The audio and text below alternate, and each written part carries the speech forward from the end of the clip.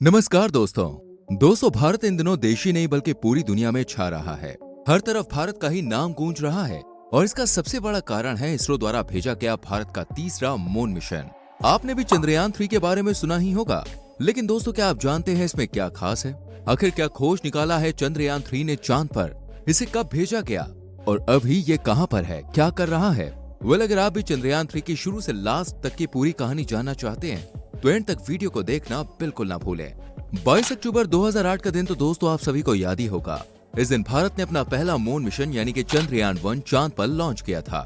ये moon mission इसलिए भी यादगार रहा क्योंकि भारत के चंद्रयान 1 के जरिए ही पूरी दुनिया को ये पता चला कि चांद पर पानी मौजूद है।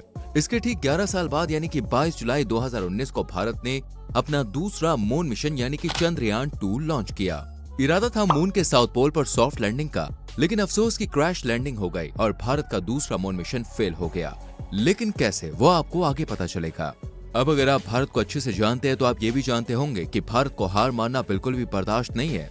इसी रिवाज को आगे बढ़ाते हुए भारत की स्पेस एजेंसी इसरो यानी कि इंडियन स्पेस रिसर्च ऑर्गेनाइजेशन ने अपने तीसरे मून मिशन पर काम शुरू कर दिया यानी चंद्रयान 3 पर। और 4 साल की कड़ी मेहनत के बाद 14 जुलाई 2023 को आंध्र प्रदेश के श्रीहरिकोटा धवन के स्पेस सेंटर से शुक्रवार दोपहर करीब 2:35 पर भारत के तीसरे मून मिशन यानी कि चंद्रयान 3 को सफलतापूर्वक लॉन्च कर दिया गया। चंद्रयान 3 की लॉन्चिंग को दोस्तों इसरो ने अपनी ऑफिशियल वेबसाइट और सोशल मीडिया प्लेटफॉर्म पर लाइव दिखाया, जिसे देखते ही देखते हजारों भारतीय और अनगिनत विदेशी जुड़े और करीब 8.5 मिलियन यानी कि 85 लाख लोगों ने इस लॉन्चिंग को लाइव देखा। ये भी दोस्तों अपने आप में एक रिकॉर्ड है।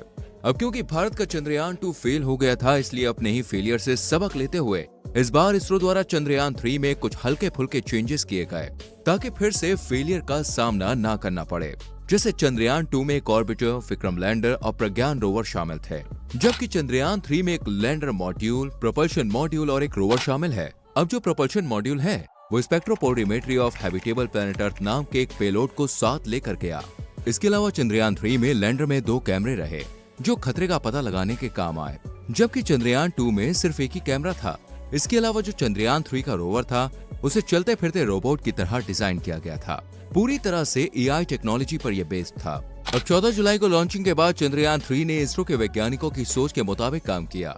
जैसे 17 जुलाई 2023 को चंद्रयान 3 41,603 किलोमीटर बाय 226 किलोमीटर की कक्षा में पहुंच गया। इसके बाद चौथा ऑर्बिट रेंजिंग मैन्यूवर पृथ्वी बाउंड पेरिगी फायरिंग 22 जुलाई 2023 को सफलता के साथ पूरा किया गया। इसके बाद आया 25 जुलाई जब चंद्रयान 3 ने आखिरी और 5वीं बार पृथ्वी की कक्षा में पहुंचने का अपना लक्ष्य पूरा किया। फिर 1 अगस्त 2023 को पृथ्वी की परिक्रमा पूरी करने के बाद चंद्रयान 3 ट्रांसलूनर कक्षा में स्थापित किया गया। स्टेप बाय स्टेप बढ़ने के बाद 5 अगस्त 2023 को चंद्रयान 3 चांद की कक्षा में कूद गया और 6 अगस्त को इसने पहली बार अपनी कक्षा यानी ऑर्बिट बदला और फिर 14 और 16 अगस्त को कक्षाओं में बदलाव कर चांद के और नजदीक पहुंच गया। असली टेस्ट 17 अगस्त को रहा जब चंद्रयान 3 के प्रोपल्शन मॉड्यूल और लैंडर मॉड्यूल अलग हुए और ये काम भी चंद्रयान 3 ने बखूबी निपटा दिया और फिर लैंडर चंद्रमा के करीब पहुंचने लगा। इसके बाद 18 अगस्त को पहली डी बूस्टिंग के साथ लैंडर मॉड्यूल की कक्षा 13 किलोमीटर बाय 157 किलोमीटर तक कम की गई।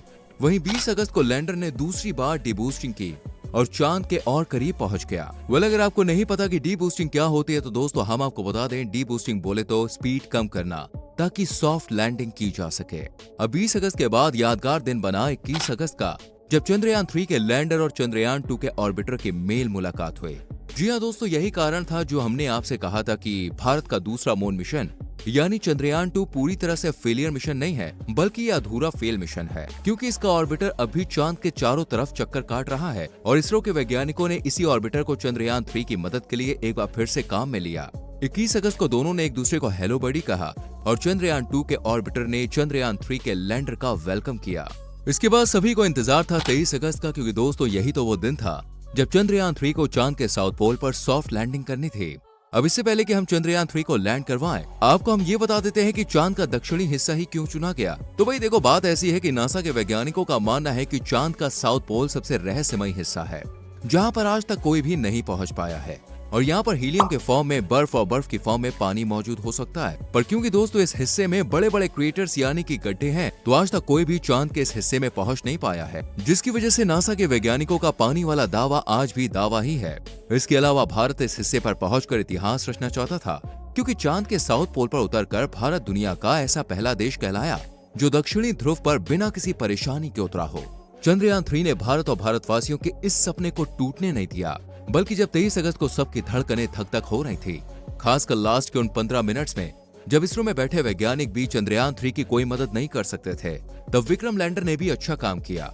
असल में आखिरी के 15 मिनट विक्रम लैंडर को ही काम करना था, क्योंकि इसरो की तरफ से कोई भी कमांड नहीं भेजी जा सकती थी। इसलिए लैंडर ने अपने सेंसर और कैमरों का इस्तेमाल करते हुए 100 से 150 मीटर की ऊंचाई पर पहुंचते ही चांद की सतह को एग्जामिन किया कि कहीं कोई परेशानी तो नहीं है। और जब सब नॉर्मल रहा तो विक्रम लैंडर ने चांद पर सॉफ्ट लैंडिंग करना शुरू कर दिया। सॉफ्ट लैंडिंग के बाद लैंडर से रोवर कुछ घंटों बाद अपने साइड पैनल का यूज करते हुए चंद्रयान की सतह पर उतरा और अपने काम पर लग गया। और इस तरह 23 अगस्त शाम 6:05 पर भारत के चंद्रयान 3 ने इतिहास रच दिया और भारत चांद पर उतरने वाला चौथा, जबकि चांद के साउथ पोल पर उतरने वाला दुनिया का पहला देश बन गया।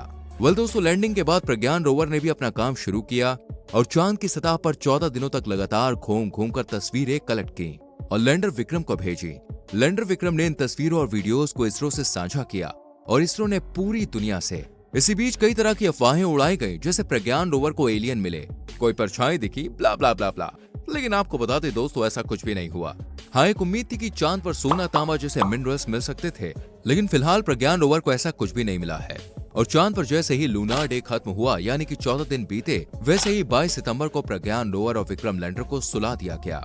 हालांकि विक्रम लैंडर की बैटरी थोड़ी सी ऑन थी, पर फिर भी उसे सोना पड़ा। लूनार डे खत्म होते ही सुलाना इसलिए पड़ा क्योंकि हमारे दो जीवन, बोले तो विक्रम लैंडर और प्रज्ञान रोवर सोलर एनर्जी से पावर लेते हैं, लेकिन चांद पर लूनार डे खत्म होते ही सूरज की रोशनी नहीं पड़ती। फिलहाल अभी दोनों सो रहे हैं। उम्मीद की जा रही है कि दोबारा लूनार डे शुरू होते ही दोनों को नींद से जगाया जाएगा, लेकिन ऐसा मुश्किल है क्योंकि तब तक वो अपनी एनर्जी खो चुके होंगे। वेल फ्रेंड्स, आपको क्या लगता है, क्या प्रज्ञान रोवर जग पाएगा? क्या ये चमत्कार होगा? कमेंट सेक्शन में जरूर बताएं। वीडियो को लाइक और शेयर करें। संग में चैनल को सब्सक्राइब करके बेल आइकन प्रेस करें। मिलते हैं आपसे अगली वीडियो में। Till then, bye bye, take care.